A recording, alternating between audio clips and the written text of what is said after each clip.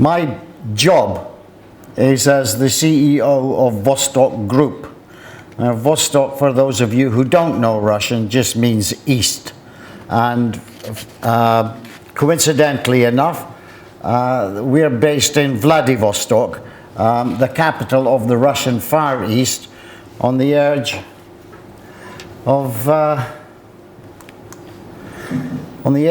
Asian Pacific region. And one of the things when you're a 9-hour or a 7-hour or an 8-hour flight east of Moscow, you're closer to many other Asian Pacific countries and their capital cities than you are to Russia's capital, Moscow.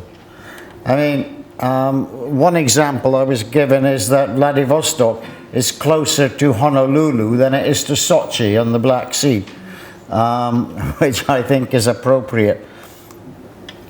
We found it's very easy.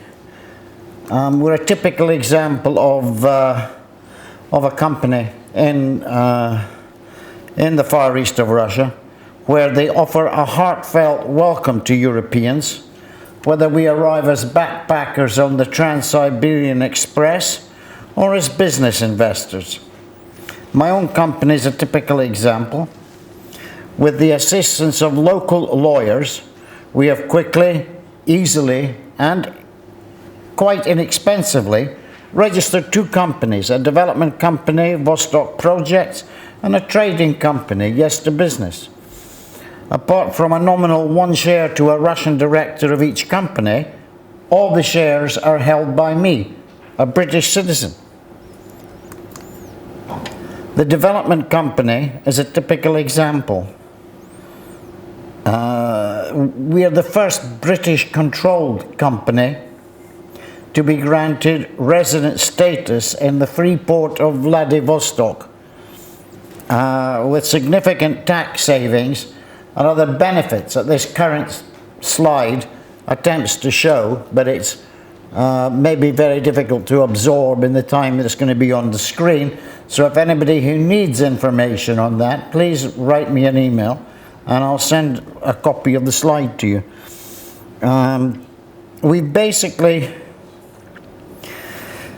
identified and secured agreements to purchase 2 key sites for development.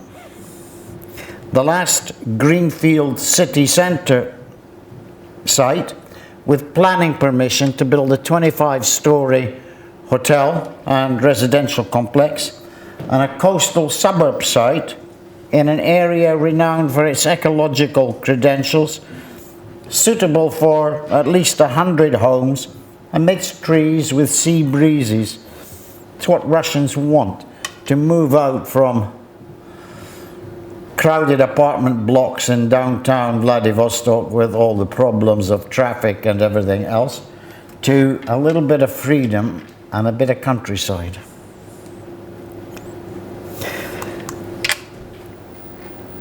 We have an international investment company willing to guarantee a loan of £100 million plus for development purposes.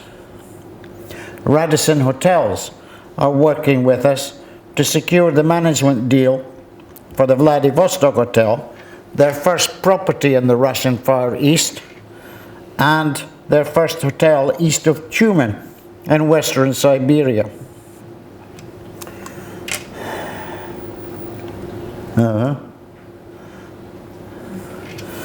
Okay, we're negotiating with suppliers. AHR Global Architects, who already have an existing portfolio in Russia, are our architects of choice for the Vladivostok projects. We have opted for our main construction company to be the London-based Antyapi, which has extensive experience in Western Russia. We've even sourced British cladding for the perimeter fencing and fireproof cladding for the buildings. Vladivostok is the key European outpost in Asia Pacific, located in the extreme southeast of Asian Russia. It's geographically closer to Anchorage, Alaska, and even Darwin, Australia, than it is to the capital of Moscow. Since it unlocked its gates after being a closed city for 70 years, Vladivostok has blossomed. Spurred by being the host for the 2012 APEC summit, it has become the Eastern Davos. Since 2015, it has hosted the Eastern Economic Forum. Last year, it was attended by Chinese President Xi Jinping, leading 600 Chinese delegates.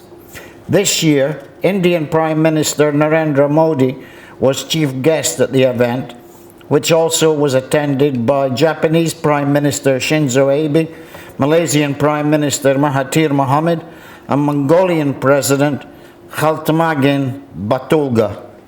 A host of ministers from other Asian Pacific countries attended. This opens the surrounding nations of China, Korea, both North and South Japan, Malaysia, and Thailand to cooperate with Vladivostok companies. I'm passionate about Russia, I'm passionate about business, and I'm passionate about British potential exporters and providers of services, and we'll do our utmost to build a European outpost in the far east of Russia. Thank you.